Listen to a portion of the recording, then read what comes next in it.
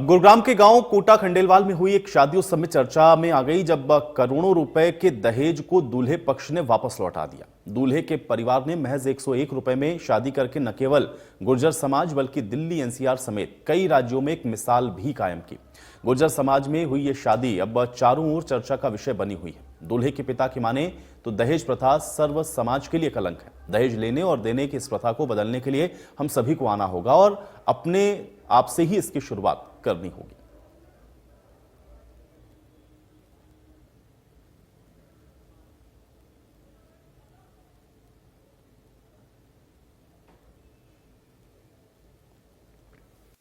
हजार 18 में हुई थी, जब भी हमने 101 रुपये लिए थे।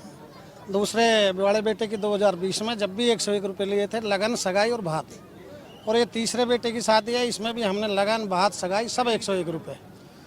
तो हमने ये जो दहेज की कुप्रथा चल रही है समाज में, जो कुरीतियाँ चल रही है, उनके खिलाफ हमने अपनी तरफ से सोचा है कि अगर लड़के वाले दहेज नहीं मांगेंगे तो लड़की वाले अपने आप देने, लड़की वाले तो जो दहेज देते हैं वो मजबूर होते हैं देने को। देखिए, धर्मपाल पहलवान राठी जी कोई नया चेहरा नहीं है।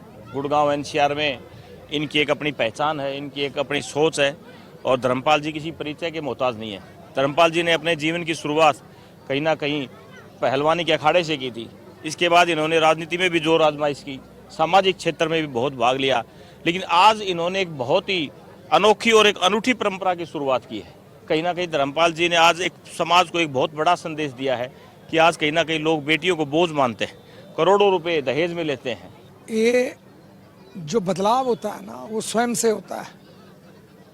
अगर जैसे धर्मपाल जी हैं, अगर वो अपने आप को बदलते हैं तो बदलाव वास्तव में स्वयं से शुरू होता है, जैसे जीवन स्वयं से शुरू होता है। तो ये एक बड़ा महत्वपूर्ण उदाहरण है। एक और जो इन्होंने बहुत जो ज़रूरी बात कही वो ये है कि अगर मांगने वाला नहीं मांगेगा, अगर धर्मपाल जी दहेज नहीं लेंगे तो उनको कोई ज़बरदस्ती दहेज नहीं दे सकता।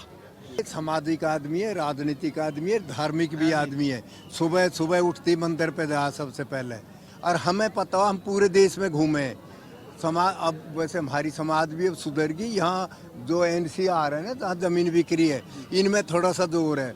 और एक बात बताऊं, ये भी सच्ची है, ये जो ऑप्टा कर रही है नए नए, ये आधे आदमी जिनकी जमीन बेची ना, बेच बेच के वापिस आ लिए घर, ड्राइवरी कर रहे हैं, गाड़ी चला रहे हैं। मैं अपने गांव में बता दूंगा ऐसे, और दूर की ना कहूँ मैं कहीं की। और चलिए इसी के साथ इस बुलेटिन में मेरे साथ फिलहाल इतना ही।